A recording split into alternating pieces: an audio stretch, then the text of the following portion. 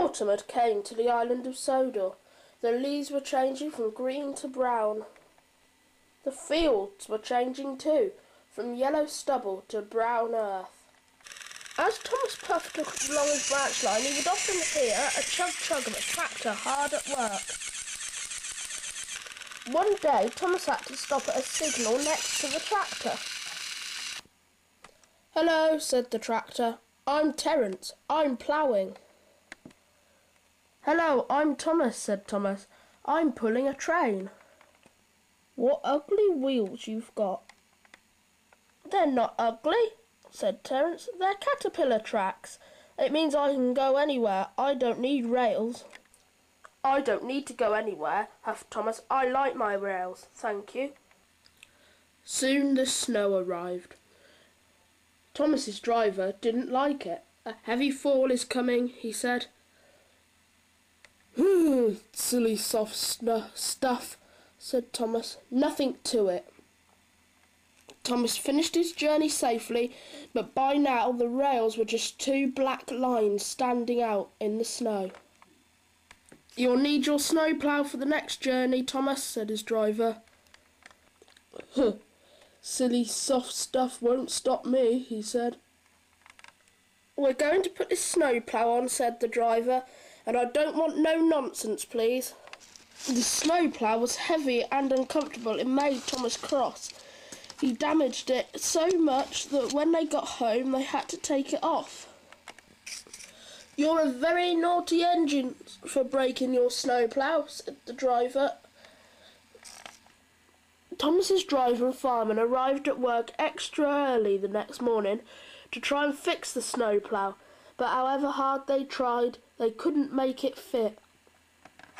Soon it was time for the first train. Thomas was pleased. "I shan't have to wear it, I shan't have to wear it," he said. "I hope it's all right, I hope it's all right," said Annie and Clara. The driver was worried too. "It's all right here," he said to the fireman, "but it's sure to be deep in the valley." It had been snowing again, heavily, and Thomas started off with his train full of passengers. Silly soft stuff," he said. "I didn't need that stupid old thing yesterday, and I shan't today."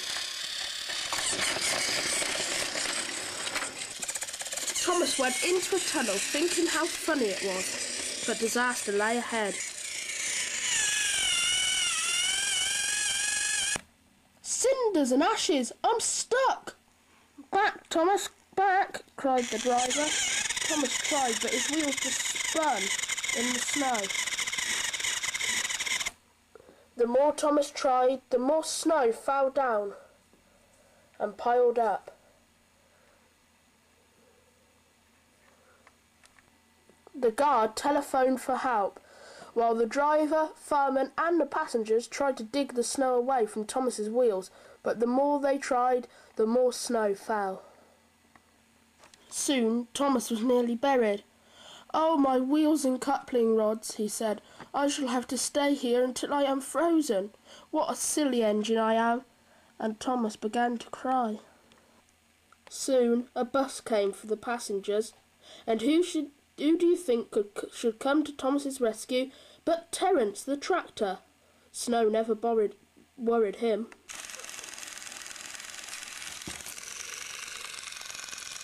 He took away the empty carriages and then came back for Thomas. Terence tugged and slipped and tugged until at last Thomas was pulled clear.